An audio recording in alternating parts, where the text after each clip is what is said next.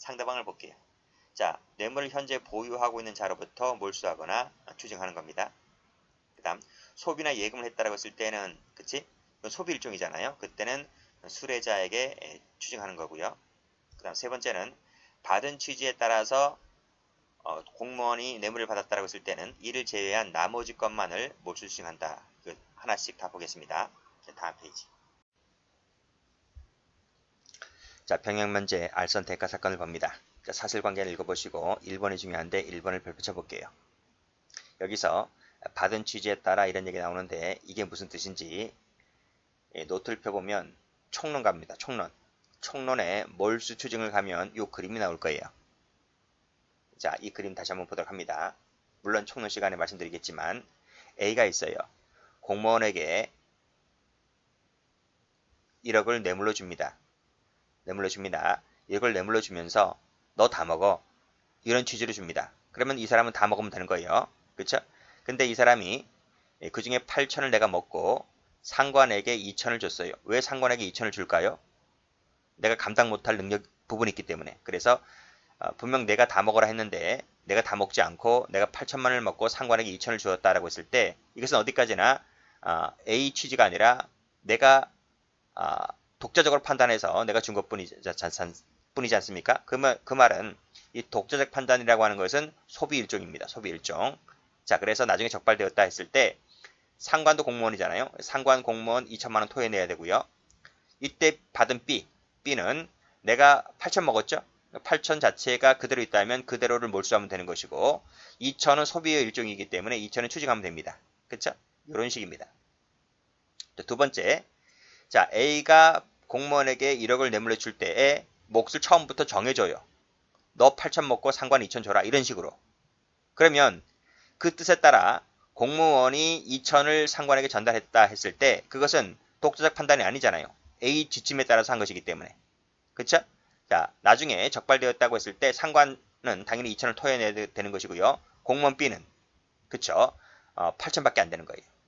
그래서 이 공무원 B에게 액수가 달라지는 겁니다. 그래서 요 A가 B에게 줄 때 너 다 먹으라고 줬느냐 아니면 처음부터 몫을 정해 줬느냐에 따라서 B가 토해내야 할 금액이 달라진다. 이런 뜻입니다. 그래서 다시 한번 교재를 와보시게 되면 요 받은 취지라는 말이 노트에서 말하는 2번에 해당되는 겁니다. 그랬을 때는 이 공무원 B는 8천만 토해내면 되는 것이고 2천은 그건 상관입니다. 내 몫이 아니다. 이런 얘기죠. 자, 그랬을 때 다시 교재를 와보면 공무원 직무에 속한 사항 알선에 관해서 금품을 받고 금품 중의 일부를 실제로 금품을 받은 취지에 따라서 이렇게 뇌물로 공유하거나 등등 하게 하였을 때는 그 부분을 제외한 나머지, 그쵸? 2천만 원을 제외한 나머지에 대해서만을 토해낸다. 이런 뜻이에요. 자, 이런 부분 잘 봐두시고 만약에 그게 아니라 독자적 판단하에 경비를 지출한 것이라면 그 말은 노트에서 말하는 1번에 해당되는 겁니다. 자, 그랬을 때에는 그 금액 역시 그 2천만 원 금액 역시 범인으로부터 추징할 것이다는 거죠. 자, 그런 취지하에서 보시면 될 것 같아요. 자, 상대방을 갑니다. 자, 이것은 총론 교재에 있는 그대로입니다. 자, 증례자로부터 추징한 부분 보도록 할게요. 자, 수뢰자가 뇌물을 그대로 보관하고 있다가 그대로 보관하고 있고 그대로를 증례자에게 반환을 했다면 누구로부터 추징한다? 그쵸? 증례자로부터 몰수하거나 추징을 한다 이 뜻입니다. 요 외에는 요 증례자로부터 추징하는 것 부분은 없어요. 자, 수뢰자로부터 한번 갑니다. 자, 1번을 가보면 예금은 뭐죠? 예금은 소비의 일종입니다. 소비의 일종이기 때문에 나중에 같은 액수를 메워서 반환했다 할지라도 일단 소비한 자가 이 수뢰자이기 때문에 수뢰자로부터 추징하면 됩니다. 자, 2번도 소비죠. 3번도 소비이고요. 다시 뇌물로 공유했다는 이 부분도 소비의 일종입니다. 그래서 전부 다 수뢰자로부터 추징하면 됩니다. 자, 입금도 마찬가지입니다. 그래서 받은 돈을 거래 은행 구자에 옛날에는 이제 구자라 했는데 지금 계좌죠. 계좌에 온라인으로 입금하여 반환하였다면 입금 바로 이것이 소비의 일종인 겁니다. 그래서 그 가액 상당액을 수뢰자로부터 추징하면 되겠다는 내용이죠. 자, 다음 페이지 추징의 방법을 볼게요. 자, 이 판례 별표 한번 쳐볼게요. 무지 중요하다, 이 판례. 됐습니까? 자, 이 판례 가기 전에 노트를 다시 한번 펴볼게요. 노트 다음 페이지 보시게 되면 추징의 방법인데 개별적 추징이 있고 징벌적 추징이 있잖아요. 자세한 것은 다 총론 시간에 합니다. 근데 그 개별적 추징에 해당하는 것이 형법과 변호사법 위반죄란 말이에요. 그러니까 형법에서는 개별 추징이 원칙인 거예요. 징벌 추징이 아니고요. 이게 아니고 형법에서는 개별 추징이라고. 자, 무슨 얘기냐? 업자가 경찰서 지구대에 경찰관들에게 1억을 갖다 바쳤다 했어요. 근데 이 4명의 경찰관들이 5천, 3천, 1,000 이렇게 액수를 나눠서 가졌습니다. 그랬을 때는 원칙적으로 개별적 추징이다. 그래서 내가 먹은 것만큼 토해내면 된다 이런 말이에요. 이해되시죠? 근데 만약에 개별액을 알 수 없을 때는 평등 분할액을 추징한다 이런 말이에요. 그것이 형법이 이렇게 돼 있단 말입니다. 자, 그러면 교재 한번 와볼까요? 교재를 와서 보시면 판례, 밑에 판례 보세요. 여러 사람이 뇌물을 받았다라고 했을 때 밑에 개별 추징이 원칙이다. 그쵸? 근데 만약에 개별액을 알 수 없을 때는 평등 분할 추징이다 이런 말. 됐죠? 다음 가로 2번 뇌물 수수한 자가 공범 수수자가 아닌 공동 수수자가 아닌 교사범 종범에게 뇌물 중 일부를 사례금 명목으로 주었다 하는 거예요. 근데 이 사례금 명목이라고 하는 것은 앞에 그림에서 너 다 먹어라. 어? 이렇게 준 거냐? 아니면 몫을 처음부터 네 9천만 원 먹고 야 1천만 원 먹고 이렇게 몫을 처음부터 취지에 맞게끔 정해줬느냐? 이런 말인데 그러면 여기서는 이 사례금을 준 것은요. 이것은 몫을 처음부터 정해준 것이 아니라 이것은 피고인이 독자적 판단하에 교사범인의 종범에게 사례금을 준 거야. 그러면 이 사례금 준 것은 뇌물 액수에 포함시켜요? 제외시켜요? 포함시킨다 했잖아요. 그쵸? 그래서 그 뇌물 수수자에게는 이 사례금을 포함시켜서 받은 돈 전액에 대해서 뭐한다? 빨간색으로 전액에 대해서 몰수하거나 추징한다. 이런 말이에요. 왜? 이 돈은 독자적 판단에 준 것이기 때문에. 됐죠? 자, 올라갑니다. 자, 사실관계부터 먼저 읽어볼게요. 공무원 갑은 을로부터 향응을 제공받았는데 이 자리에 을이 잘 알지 못하는 자신의 친구 병을 초대하여 함께 접대를 받았다. 을은 접대 비용으로 총 210만원을 지출했다. 이때 각자 비용이 불명이라면 갑으로부터 추징해야 할 금액은 얼마일까? 이런 말. 여기서 뭐라 그랬어요? 여기서 여러 사람이 뇌물을 받았다라고 했을 때 개별적 추징이 원칙인데 개별액을 알 수 없을 때 평등 분할 추징이라고 그랬잖아요. 그치? 근데 우리 술자리 한번 다 가져본 적 있죠? 술자리 먹을 때 이 친구가 몇 잔 먹고 저 친구는 몇 잔 먹고 이 친구는 몇 병을 먹었는지 계산하고 먹는가요? 그렇지 않잖아요. 많이 먹은 사람 많이 내고 적게 먹은 사람 적게 먹고 그러나요? 보통은 그 쓰인 액이 불명이라고 하면 210만원이라고 했기 때문에 이걸 3등분 하잖아요. 3인분으로 나누잖아요. 그쵸? 나누면 얼마입니까? 70만원이다. 70만원. 그쵸? 그래서 불명이라면 일단은 밑에 평등 분할액. 불명이라면 평등 분할액을 가지고 뇌물 액수를 본다. 이런 말이에요. 그럼 봐봐요. 자, 갑이 먹은 것이 지금 70만원이고요.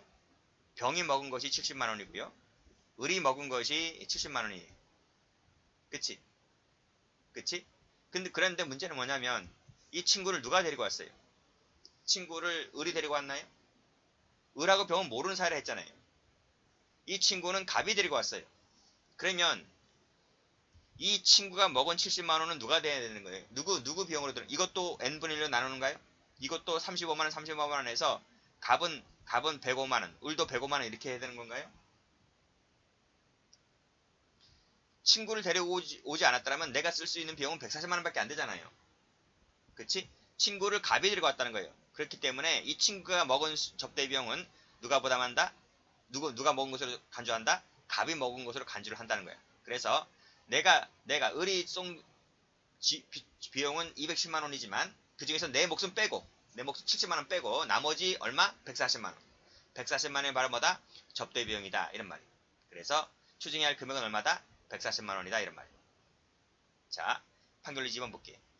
자, 그 자리에 피고인 스스로가 제3자를 초대해서 함께 접대를 받았어요. 그랬을 때 그 친구가 먹은 술값은 피고인 접대 비용에 포함시키자 이런 말이에요. 됐죠? 2번도 잘 나옵니다. 그럼 1번 볼게요. 자, 지금 3명이 모였잖아요. 그쵸? 그래서 피고인 접대에 쓰인 돈, 내가 먹은 내가 쓴 돈, 내 술값. 그러면 이것이 확실히 가려진다면, 확실히 가려진다면 개별 추징이 원칙이라 했잖아요. 그쵸? 그렇기 때문에 확실히 가려진다면 전자를 가지고 피고인의 접대 비용으로 보아야 한다. 피고인에게 들어간 돈이 얼마인지가 확실히 나와 있다면 그것을 가지고 접대 비용 수액으로 보아야 하는 것인데, 근데 제가 그랬잖아. 네 몇 점 먹고 내가 몇 점 먹는지 내가 몇 병 먹는지 그걸 세면서 일일이 세면서 먹는 게 아니라고. 그쵸?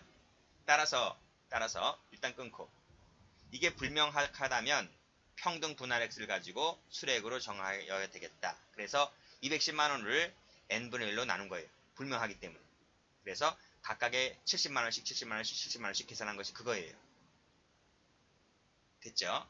근데 친구를 데려온 것은 이것도 피고인 접대의 비용에 속하는 것이기 때문에 이 모든 것을 가지고 접대 비용으로 보아야 한다는 겁니다. 자, 그 다음 이 판례도 총론 교재에 나오는 건데, 뇌물을 받은데 내가 필요한 경비를 썼어요. 그럼 이 필요한 경비는 뇌물 액수에 포함시킵니까? 아니면 뇌물 액수에서 제외시키고 하는 겁니까? 그러니까 무슨 얘기냐면, 내가 뇌물을 1000만 원을 받았어요. 1000만 원을 받았는데 내가 10만 원을 필요 경비로 지출을 했어요. 그러면 내가 1000만 원에서 10만 원을 썼기 때문에 이걸 빼면 990만 원이잖아요. 990만 원이 그러면 내가 뇌물 액수가 됩니까? 실질적으로 내가 취한 것이 990이기 때문에 990입니까? 1000입니까? 뇌물 액수가. 10만 원을 공제를 합니까? 공제하지 않습니까? 공제하지 않는 거지, 그치? 공제하는 것이 아니다, 이거. 공제하지 않고 내가 취득한 것 자체가 1000만 원이기 때문에 이 1000만 원을 뭐로 봐야 한다? 뇌물 액수로 보아서 이것을 몰수하거나 추징한다, 이런 말이에요. 됐죠? 공제한다고 하면 틀려요. 내가 설령 이 돈이 필요 경비가 아니고 수고비로 받은 부분이거나 또는 뇌물을 받기 위해서 형식적으로 체결된 용역계약에 따른 비용이거나 하더라도 이것은 공제한다 안 한다? 부수적 비용이라 했기 때문에 이것은 공제를 안 한다는 거예요. 공제한다고 하면 틀려요. 자, 기준 시기 총론 교재 다 나오는 겁니다. 몰수할 수 없을 때 추징하는데 추징한 그 가격은 재판 선고 시 가격이다. 범행 시 가격이 아니고 재판 선고 시 가격입니다. 자, 다음은 공소시효입니다. 자, 이 판례는 형법에도 나오지만 형소법에서도 오히려 더 많이 나온 판례일 겁니다. 자, 중요한 판례인데, 공소시효는 범행 종료한 때부터 진행된다. 따라서 공무원이 직무유각 안에서 무이자로 차용했을 때에는, 자, 무이자로 차용했을 때부터 공소시효가 진행됩니다. 자, 특가법을 갑니다. 자, 제2조에 뇌물죄 가중처벌 조항이 있는데요. 자, 1, 2, 3호가 있습니다. 가만히 보면요. 1억 원 이상에는 얼마, 5천만 원 이상은 얼마, 3천 이상은 얼마 이렇게 돼 있는데, 요 3천만 원부터 시작합니다. 특가법은요. 그래서 3천만 원 이상을 받으면 5년 이상이 되는데, 5년 이상은 우리 형법 총론 시간에 배우지만 집행유예가 안 됩니다. 집행유예로 나올 수 있습니다. 집행유예로 나올 수가 있는데, 이 5천 이상을 받아버리잖아요. 그러면 7년 이상이 되는 것이기 때문에 그때는 집행유예가 되지를 않습니다. 왜 그런가요? 5년 이상은 감경이 가능하잖아요. 그러면 2년 6개월이 되는 것이기 때문에 3년 이하라서 집행유예가 되지만 7년 이상은 감경한다 하더라도 3년 6개월이기 때문에 3년 이상이므로 집행유예가 안 돼요. 그래서 5천을 받았느냐 받지 않았느냐가 상당히 중요한 거예요. 공무원에게는. 그래서 참고 삼아 받으시고, 요 3호가 출제가 된 적이 있다. 얼마부터 시작된다? 3천부터 시작한다 하는 거예요. 자, 그리고 3조를 갑니다. 3조. 자, 알선수재죄인데 이 비공무원이라도 라는 말은 제가 집어넣은 말이고, 자, 공무원의 직무에 속한 사항의 알선에 관하여 금품이나 이익을 수수, 요구, 약속을 한 자를 처벌하는 조항인데, 가만 읽어보면요. 이 알선수재죄는 형법에는 주체가 공무원에 한정되어 있지만 특가법의 경우에는 이 알선수재죄의 주체가 제가 여기 적어놨지만 제한이 없어요. 제한이 없다. 그래서 비공무원도 된다는 겁니다. 형법과는 그 점에서 다르다는 것도 봐두시고, 기출 나와 있나요? 기출 보시면 형법상 알선수뢰죄의 주체는 공무원에 한정되지만 특가법상 알선수뢰죄의 주체는 공무원에 한정되지가 않는다. 맞는 지문이 되는 거죠. 자, 최신 판례 하나 봅니다. 자, 알선이 뭐냐? 알선이란 말은 일정한 사항에 관해서 어떤 사람과 그 상대방 사이에 서서 중개, 편의 도모하는 것을 알선이라 합니다. 자, 이 알선에는요, 이런 것도 포함됩니다. 의뢰 당사자가 청탁하는 취지를 공무원에게 전달한다든지, 아니면 의뢰 당사자를 대신해서 청탁한다든지, 아니면 영향력을 행사해서 의뢰 당사자가 원하는 방향으로 결정이 되도록 돕는다든지, 이런 것들이 전부 다 알선에 속한다. 이렇게 보고 있고요. 자, 꺽쇠 2번을 가보면, 자, 이런 사실관계에 있어서 그 계약이 구체적인 현안의 해결을 염두를 해두고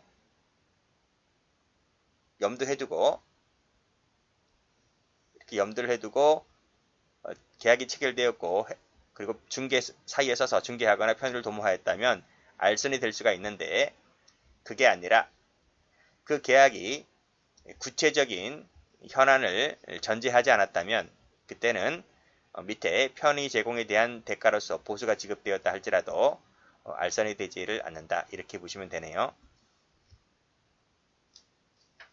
중요한 판례는 아닌데 최신 판례이고 또 특가법 관련해서 알선이 나와 있기 때문에 집어넣은 판례에 해당됩니다. 자, 다음 판례는 출제가 좀 더 많이 되었죠. 자, 수인이 공동하여 뇌물수수를 범했을 때 밑에 그 수뢰액을 정함에 있어서는 공범자 전원의 수뢰액을 합한 금액을 기준으로 한다는 거예요. 각자가 실제로 취득한 금액이나 분배받기로 한 금액을 기준으로 할 것이 아닙니다. 자, 무슨 뜻이냐? 제가 방금 위에서 뭐라고 했어요? 3천 이상을 받으면 5년 이상, 5천을 받으면 7년 이상이라고 했는데, 또 1억 이상을 받으면 무기 10년 이상이라 했는데, 이 금액이 뭐 1억, 5천, 3천 이런 금액이 공동하여 범했다면, 자, 봐요. 갑이라는 업자가 있어요. 업자가 경찰서 지구대에 있는 공무원 ABC D에게 1억을 뇌물로 주었다 할게요. 자, A가 2,500 받고 나눠 가졌습니다. B도 2,500 나눠 가졌고 C도 2,500 나눠 가졌다. D도 2,500 나눠 가졌다. 그러면 각자를 통하면 각자는 2,500이기 때문에 특가법의 적용을 받지 않죠. 3,000이 안 되기 때문에. 그런데 이 금액을 합쳐버리면 1억이 되는 겁니다. 그러면 특가법이 될까요? 안 될까요? 된다는 거예요. 이 ABCD 전원의 금액을 합친 것이 3,000이 넘어버리면 특가법 적용이 된다. 각자가 아니라 각자를 하게 되면 3,000이 안 되기 때문에 특가법 적용을 받지 않죠. 근데 이렇게 여럿이 받아버리게 되면 전원의 금액을 합친 액수가 기준이다. 이 판례가 여러 번 나왔습니다. 그리고 또 그 이득액이라고 하는 것은 단순일제, 포괄일제의 이득액을 말하는 것이지 경합범위로 말하는 것이 아니다. 참고로 받으시고요. 자, 갑이 뇌물 공여의 점에 대해서 공범관계에 있습니다. 공범관계에 있는 을로부터 뇌물로 공유할 금품을 받아서 공유할 금품입니다.